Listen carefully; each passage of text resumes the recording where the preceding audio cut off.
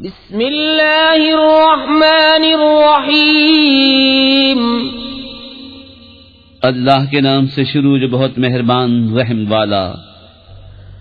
والنازعات غرقا والناشطات نشطا والسابحات سبحا فالسابقات سبقا فالمدبرات امرا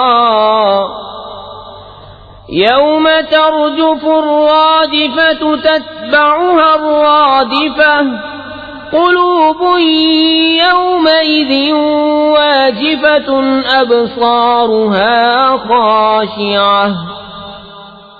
قسم ان کی کہ سختی سے جان کھینچیں اور نرمی سے بند کھولیں اور آسانی سے پیریں، پھر آگے بڑھ کر جلد پہنچیں، پھر کام کی تدبیر کریں کہ کافروں پر ضرور عذاب ہوگا جس دن تھر تھر آئے گی تھر تھر آنے والی، اس کے پیچھے آئے گی پیچھے آنے والی۔ کتنے دل اس دن دھڑکتے ہوں گے، آنکھ اوپر نہ اٹھا سکیں گے۔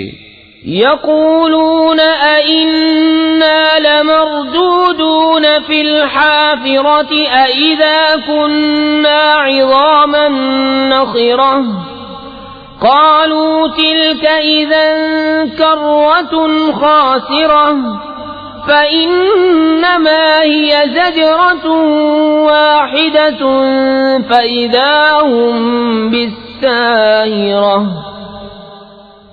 کافر کہتے ہیں کیا ہم پھر الٹے پاؤں پلٹیں گے کیا جب گلی ہڈیاں ہو جائیں گے؟ بولے یوں تو یہ پلٹنا تو نرا نقصان ہے، تو وہ نہیں مگر ایک جھڑکی جبھی وہ کھلے میدان میں آ پڑے ہوں گے۔ هل أتاك حديث موسى إذ ناداه ربه بالوادي المقدس طوى اذهب إلى فرعون إنه طغى فقل هل لك إلى أن تزكى وأهديك إلى ربك فتخشى فأراه الآية الكبرى فكذب وعصى ثم أدبر يسعى فحشر فنادى فقال أنا ربكم الأعلى فأخذه الله نكال الآخرة والأولى إن في ذلك لعبرة لمن يخشى۔ کیا تمہیں موسیٰ کی خبر آئی جب اسے اس کے رب نے پاک جنگل طوا میں ندا فرمائی کہ فرعون کے پاس جا؟ اس نے سر اٹھایا، اس سے کہہ کیا تجھے رغبت اس طرف ہے کہ ستھرا ہو اور تجھے تیرے رب کی طرف راہ بتاؤں کہ تو ڈرے؟ پھر موسیٰ نے اسے بہت بڑی نشانی دکھائی، اس پر اس نے جھٹلایا اور نافرمانی کی، پھر پیٹ دی، اپنی کوشش میں لگا تو لوگوں کو جمع کیا، پھر پکارا، پھر بولا میں تمہارا سب سے اونچا رب ہوں۔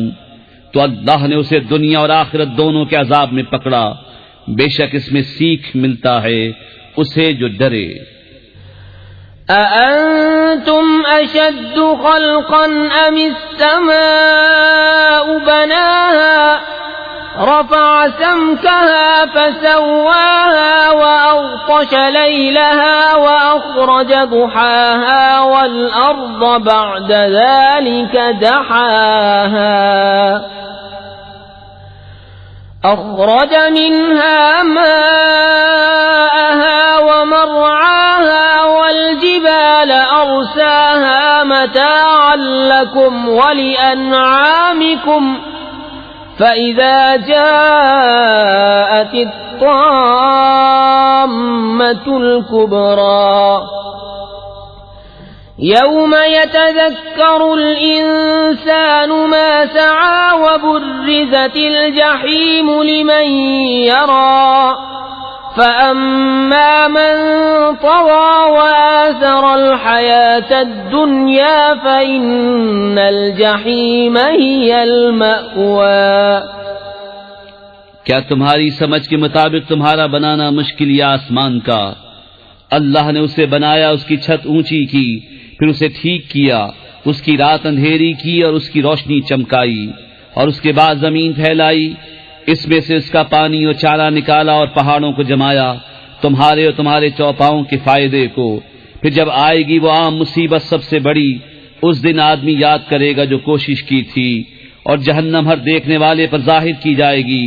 تو وہ جس نے سرکشی کی اور دنیا کی زندگی کو ترجیح دی تو بے شک جہنم ہی اس کا ٹھکانہ ہے.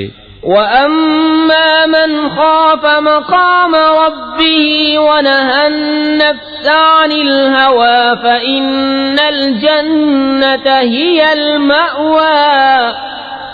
يَسْأَلُونَكَ عَنِ السَّاعَةِ أَيَّانَ مُرْسَاهَا فِيمَ أَنْتَ مِنْ ذِكْرَاهَا إِلَى رَبِّكَ مُنْتَهَاهَا إِنَّمَا أَنْتَ مُنْذِرُ مَنْ يَخْشَاهَا كَأَنَّهُمْ يَوْمَ يَرَوْنَهَا لَمْ يَلْبَثُوا إِلَّا عَشِيَّةً أَوْ ضُحَاهَا. اور وہ جو اپنے رب کے حضور کھڑے ہونے سے ڈرا اور نفس کو خواہش سے روکا تو بے شک جنت ہی ٹھکانہ ہے. تم سے قیامت کو پوچھتے ہیں کہ وہ کب کے لیے ٹھہری ہوئی ہے. تمہیں اس کے بیان سے کیا تعلق؟ تمہارے رب ہی تک اس کی انتہا ہے. تم تو فقط اسے ڈرانے والے ہو جو اس سے ڈرے. گویا جس دن وہ اسے دیکھیں گے دنیا میں نہ رہے تھے مگر ایک شام یا اس کے دن چڑھے.